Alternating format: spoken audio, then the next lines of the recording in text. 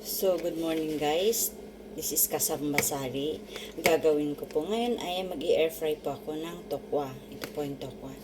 3 perasong tokwa. Everyday po yan.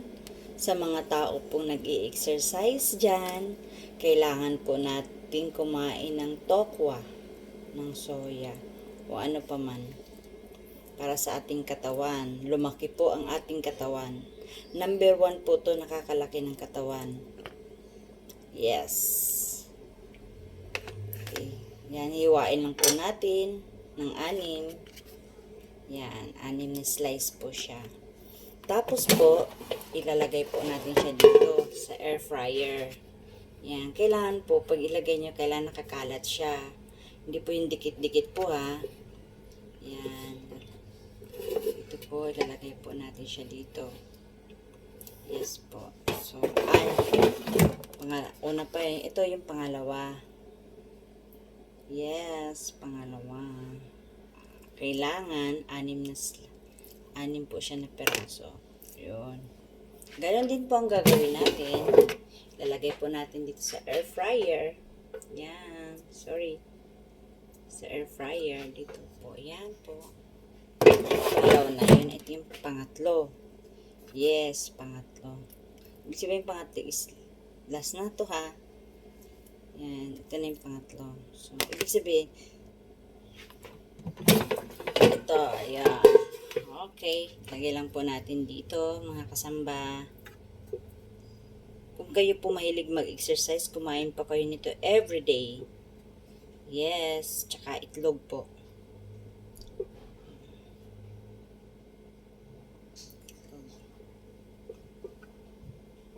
Yan. So, yan po. Ito na po siya. Oh, yan. Yan. Yes. So, papasok ko na po siya sa air fryer. Pananon natin guys ha. Yan. So, yan. Pasok na po natin siya dito sa air fryer. So, kung paano, para malaman nyo kung ilang minutes po ang kailangan para maluto, ipo-pull nyo po to. Full ha, full. Di ba 30 minutes? Yan, ipo-pull po natin. 30 minutes po. Yan. Yan po. Nasa 30 po siya. Nakikita nyo po ba siya? Sorry, madilim ha. Basta 30 po. Ipo-pull nyo po sa 30. Kung 30 minutes po nakalagay sa air fryer nyo, ipo-pull nyo po siya. Pagkatapos po, hayaan nyo po lang. Pagkatapos mga 10 minutes,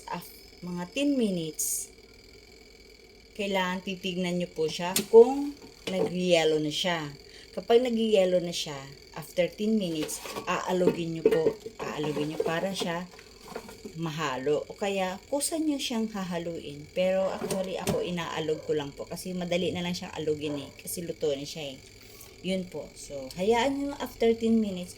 Pag naalog nyo na siya o nabaliktad nyo na siya ng 10 minutes, hayaan nyo po siya maluto. Magkusa lang po siyang maluluto. So, yun lamang po. Diba? O, madali lang po. Kaysa magprito-prito kayo. Bad yun. So, kailangan air fry para walang cholesterol. Yan, ang maganda po. So, everyday po. Pagkatapos po, pagkatapos po ng tokwa, kailangan po nating maglaga ng itlog. Maganda po yung itlog, lalo sa mga tao nag-exercise, nag-gym dyan. Ang nilalaga ko po everyday is 5 eggs. Yan. Wait lang po, ibabalik ko muna to sa ref.